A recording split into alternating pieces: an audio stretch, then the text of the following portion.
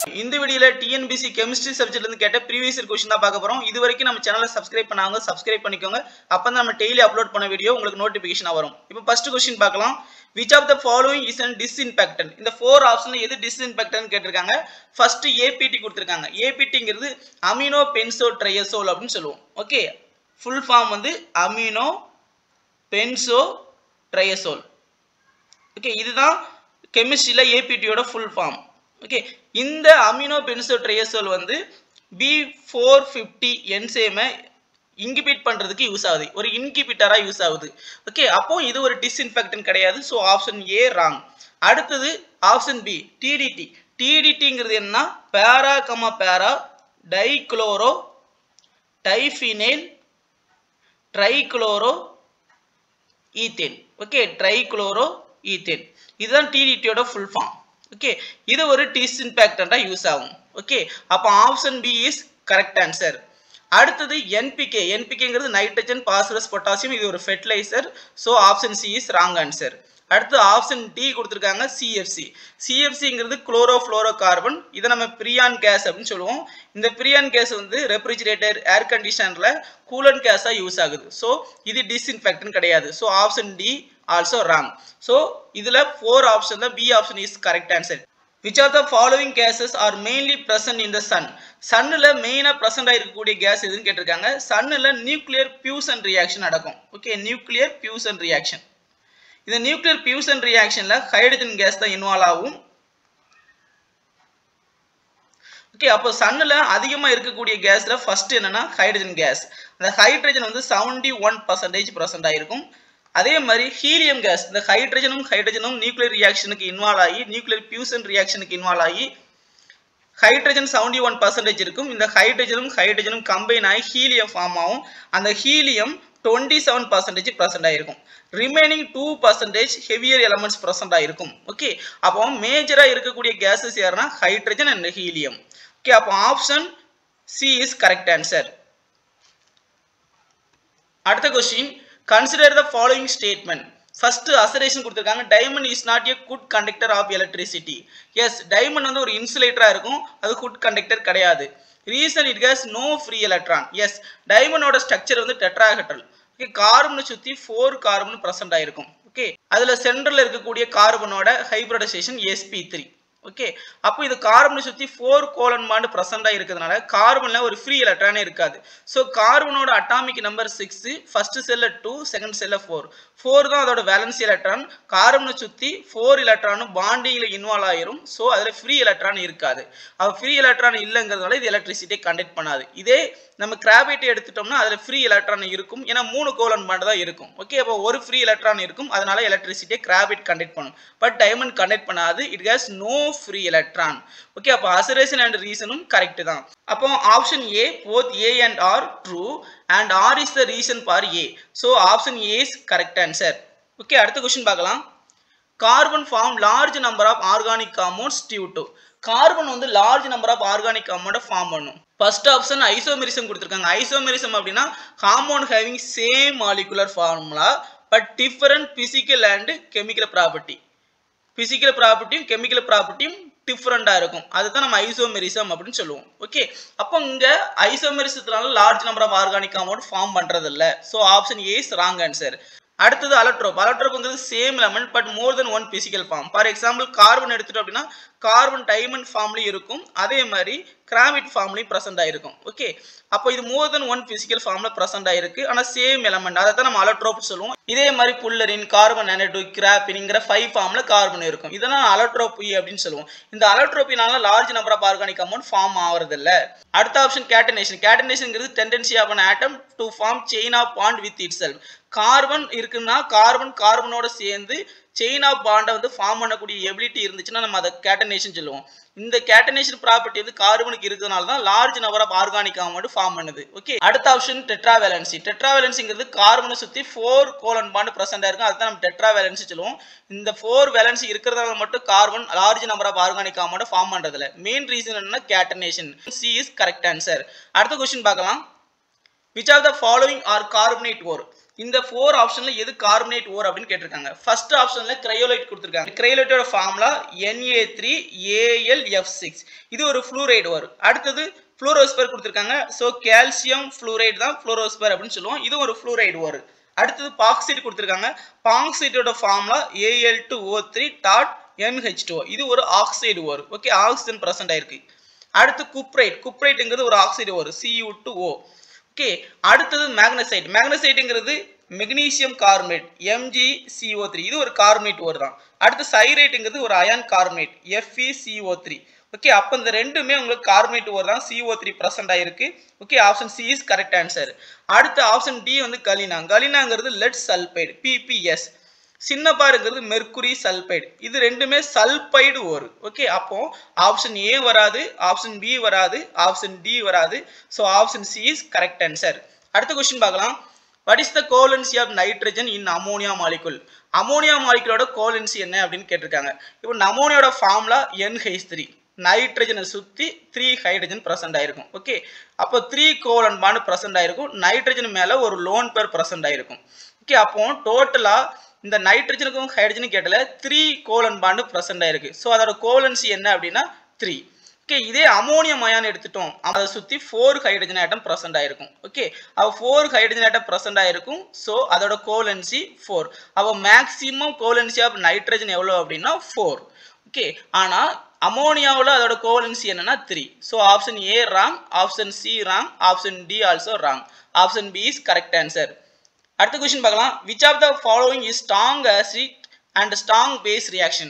Okay, strong acid strong base எதுன்னு கேட்டிருக்காங்க இந்த 4 ஆப்ஷன்ல. First option A. ஒரு strong acid அப்படின்னா கம்ப்ளீட்டா அயனைசேஷன் ஆச்சுன்னா ஒரு வாட்டர்ல அதை நம்ம strong acid அப்படின்னு சொல்லுவோம்.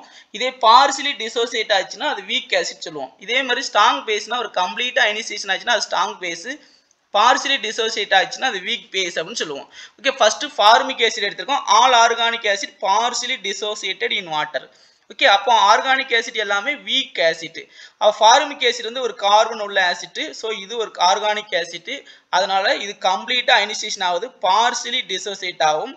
அதனால நம்ம இது வீக் ஆசிட் அப்படின்னு சொல்றோம். அடுத்தது ammonia. அமோனியாவும் partially dissociated in water. So இதுல formic acid weak acid, ammonia also weak base. So option A wrong answer. அடுத்தது option B ல formic acid கொடுத்திருக்காங்க. So இது weak acid. Okay, ஆனா sodium hydroxide complete ionization ஆயிரும் வாட்டர்ல. So இது strong base. Okay, அப்போ இதுல strong acid strong base தான் கேட்டிருக்காங்க. So இதுல strong base இருக்கு but weak acid. So அதனால option B also wrong answer. அடுத்தது HCl. HClங்கிறது ஒரு மினரல் ஆசிட், கம்ப்ளீட்டா அயனைசேஷன் ஆயிரும் வாட்டர்ல. சோ இது ஒரு ஸ்ட்ராங் ஆசிட். ஓகே, அப்போ இங்க HCl வந்து ஒரு ஸ்ட்ராங் ஆசிட், அமோனியா வந்து partially dissociated in water. Okay, அப்போ அமோனியா வந்து ஒரு weak base. Option C also wrong. அடுத்தது ஆப்ஷன் டி. ஆப்ஷன் டில HCl ஸ்ட்ராங் ஆசிட், கம்ப்ளீட்டா அயனைசேஷன் ஆயிரும். அதே மாதிரி சோடியம் ஹைட்ராக்சைடு கம்ப்ளீட்டா அயனைசேஷன் ஆகி OH- அயனை டொனேட் பண்ணும். அதனால இது ஒரு ஸ்ட்ராங் பேஸ். அப்போ HCl and sodium hydroxide ரெண்டுமே strong acid and strong base. So option D is correct answer. அடுத்த question பார்க்கலாம். Methane is the carbon compound. It is molecular formula. Methane ஓட molecular formula என்னன்னு கேட்டிருக்காங்க. Methane first என்னன்னா மீத் அப்படின்னா நம்ம ரூட் வேல என்ன சொல்லுவோம் அப்படின்னா ஒரு கார்பன் பிரசன்ட் ஆயிருக்கு. ஓகே, 1 கார்பன் பிரசன்ட் ஆயிருந்தா நம்ம மீத் அப்படின்னு ரூட் வேர்ட் ஸ்டார்ட் பண்ணுவோம். அதே மாதிரி ANE அப்படின்னா அங்க சிங்கிள் பாண்ட் இருக்குன்னு அர்த்தம். மீத்தேன்ல இருந்து ஒரு கார்பன் இருக்குன்னா கார்பனோட வேலன்சி 4. ஸோ கார்பனை சுற்றி 4 ஹைட்ரஜன் ப்ரெசென்ட் ஆயிருக்கும். ஓகே, இதுதான் மீத்தேனோட ஃபார்முலா. ஓகே, ஃபார்முலா என்னன்னா CH4 இஸ் கரெக்ட் ஆன்சர். அடுத்தது ஆப்ஷன் ஏல C2H6 கொடுத்துருக்காங்க. ஸோ 2 கார்பன் ப்ரெசென்ட் ஆயிருக்கு. இந்த C2H6 நம்ம CH3 சிங்கிள் பாண்ட் CH3 சொல்லலாம். ஸோ 2 கார்பன் ப்ரெசென்ட் ஆயிருந்தா அது ரூட் வேர்டு ஈத். இதே carbon carbon single bond present ஆயிருந்தா அது பேர் ANE, ஈத்தேன் அப்படின்னு சொல்லுவோம். அதே மாதிரி CHCl3 இது பேரு குளோரோஃபார்ம் அப்படின்னு சொல்லுவோம். இது ஒரு அனஸ்தட்டிக்கா யூஸ் ஆகும். இதோட IUPAC name trichloro methane. Okay, trichloro methane. மீத்தேன்ல 3 ஹைட்ரஜனை ரீப்ளேஸ் பண்ணிட்டு 3 குளோரின் குரூப் இருக்கிறதுனால இது ட்ரைகுளோரோ மீத்தேன் சொல்றோம். அடுத்தது இதோட நேம் என்னன்னா 4 குளோரின் குரூப் இருக்கு. So tetrachloro methane. Tetrachloro methane. Okay, அப்போ இங்க சிம்பிளஸ்ட் மீத்தேன் ஃபார்ம்ல தான் கேட்டிருக்காங்க. So option B is correct answer. அடுத்த क्वेश्चन பார்க்கலாம். Nitrous oxide is known as laughing gas. It is also used in medical field. Nitrous oxide na formula N2O. Okay, அப்ப அந்த N2Oங்கிறது ஒரு லாஃபிங் கேஸ் அப்படினு சொல்லுவோம். இந்த லாஃபிங் கேஸ் வந்து எதுக்காக யூஸ் ஆகுதுன்னா அனஸ்தெட்டிக் ஏஜெண்டா யூஸ் ஆகுது. அனஸ்தெட்டிக் ஏஜென்ட்ங்கிறது என்ன அப்படின்னா ஒரு மயக்க மருந்து. ஒரு மேஜர் ஆபரேஷன் பண்ணும்போது இந்த அனஸ்தெட்டிக்கை நம்ம யூஸ் பண்ணுவோம். இந்த அனஸ்தெட்டிக் ஏஜெண்டா நைட்ரஸ் ஆக்சைடு வந்து சேஃபஸ்ட் அனஸ்தெட்டிக் ஏஜெண்டா இருக்கிறதுனால இப்போ ரீசெண்டா இதை யூஸ் பண்ணிட்டு இருக்காங்க. இதே மாதிரி குளோரோஃபார்ம், டைஎத்தில் ஈத்தர் இதெல்லாம் நம்ம அனஸ்தெட்டிக் ஏஜெண்டா யூஸ் பண்ணுவோம். ஓகே, அப்போ nitrous oxide act as anaesthetic agent. Okay, option D is correct answer. அடுத்த क्वेश्चन பார்க்கலாம். SO2 act as reducing agent, oxidizing agent, or both oxidizing and reducing agent, neither reducing or oxidizing agent. SO2 வந்து oxidizing agent ஆ reducing agent ஆ அப்படின்னு கேட்டிருக்காங்க. First SO2 ல இருக்கக்கூடிய சல்பரோட oxidation state கண்டுபிடிக்கலாம். Okay, SO2 ல சல்பரை நம்ம X அப்படின்னு வச்சிருக்கோம். அதுல ஆக்சிஜனோட oxidation number -2. Okay, 2 into -2 equal to 0. Okay, அப்ப X equal to +4. இதுல சல்பரோட ஆக்சிடேஷன் ஸ்டேட் என்னன்னா +4 SO2 ல. ஓகே, சல்பரோட மினிமம் ஆக்சிடேஷன் ஸ்டேட் -2 ஹைட்ரஜன் சல்பைடுல இருக்கும். ஓகே, அதே மாதிரி சல்பரோட மேக்ஸிமம் ஆக்சிடேஷன் ஸ்டேட் +6. ஓகே, இது SO3 லாம் பிரசன்ட் ஆயிருக்கும். ஓகே, அப்போ சல்பரோட ஆக்சிடேஷன் ஸ்டேட் மேக்ஸிமம் +6ல இருக்கு, இதே மினிமம் வந்து -2ல இருக்கு.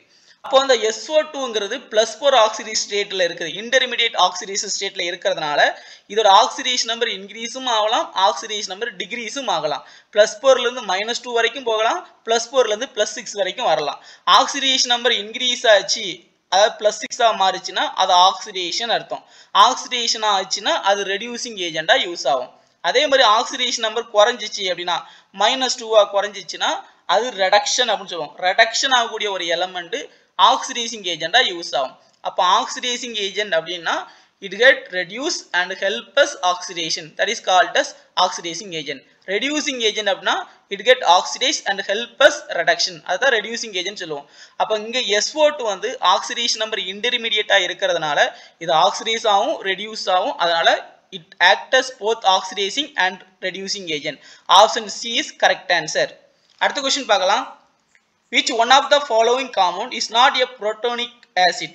இந்த 4 ஆப்ஷன்ல எது protonic acid அப்படினு கேட்டிருக்காங்க, எது புரோட்டான கொடுக்காத ஆசிட் அப்படினு கேட்டிருக்காங்க.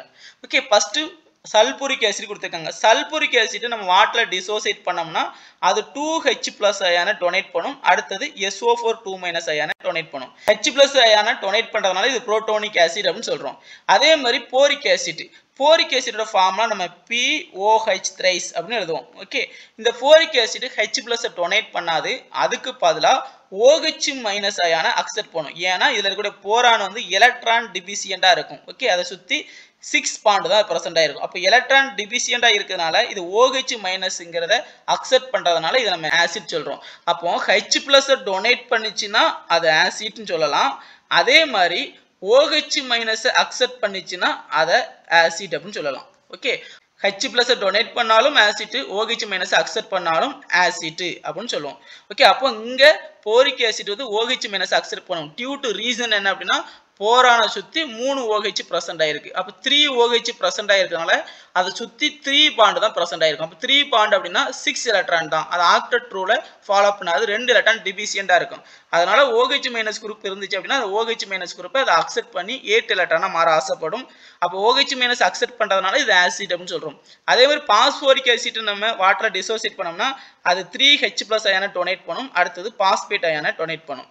ஓகே, அடுத்து நைட்ரிக் ஆசிட் வாட்டர்ல நம்ம டிசோசியேட் பண்ணா H+ NO3- செப்பரேட் ஆகும்.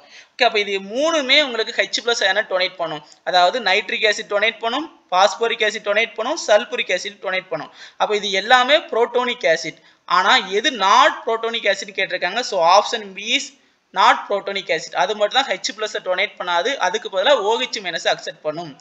ஓகே, அடுத்த क्वेश्चन பார்க்கலாம். According to Moseley law, the frequency of spectral line in X-ray spectrum. Mostly ஒவ்வொரு எலமெண்ட்டுக்கும் அட்டாமிக் நம்பர் கண்டுபிடிக்கிறதுக்கு அந்த எலமெண்ட் மேல எக்ஸ்ரே பாஸ் பண்ணி வரக்கூடிய ஃப்ரீக்வன்சில இருந்து அட்டாமிக் நம்பர் கால்குலேட் பண்ணாங்க. அதுக்கு ஒரு மேத்தமெட்டிக்கல் ஃபார்முலா என்ன அப்படின்னா frequency root of frequency is equal to a z minus p. Okay, இதுல ஏங்கிறது என்ன அப்படின்னா யூனிவர்சல் கான்ஸ்டன்ட். அதே மாதிரி இதுல பிங்கிறது என்னன்னா ஸ்கிரீனிங் கான்ஸ்டன்ட். அப்ப zங்கிறது என்னன்னா அட்டாமிக் நம்பர். ஓகே, அப்போ நியூங்கிறது என்ன அப்படின்னா frequency. அப்ப இந்த ரூட்டை நம்ம ரிமூவ் பண்ணணும் அப்படின்னா ஸ்கொயர் பண்ணுவோம். ஸ்கொயர் பண்ணா frequency is equal to a z minus b whole square. Okay, அப்போ இதுல z க்கு மேல ஸ்கொயர் வருது, frequency is equal to square of atomic number. Okay, அப்போ ஆப்ஷன் B ல square of atomic number of the element. அப்போ frequency is equal to square of atomic number of the element is correct answer. Okay, அடுத்த question பார்க்கலாம். According to modern atomic theory, which of the following statement is wrong? இந்த modern atomic theory மூலமா எந்த statement wrong அப்படின்னு கேட்டிருக்காங்க. First option atom is the smallest particle that takes part in a reaction. Okay, second option வந்து atom are indivisible. First option atom is the smallest particle that takes part in a reaction. Second option atom are indivisible. Third option atom of same element may not be similar in all their property. Fourth option atom of different element may be similar in some of the property. இந்த 4 option எது correct answer தெரிஞ்சா உங்களோட answer comment பாக்ஸ்ல சொல்லுங்க. இந்த video பிடிச்சிருந்தா like பண்ணுங்க, comment பண்ணுங்க, நம்ம சேனலை சப்ஸ்கிரைப் பண்ணுங்க. மீண்டும் இன்னொரு வீடியோல சந்திக்கலாம்.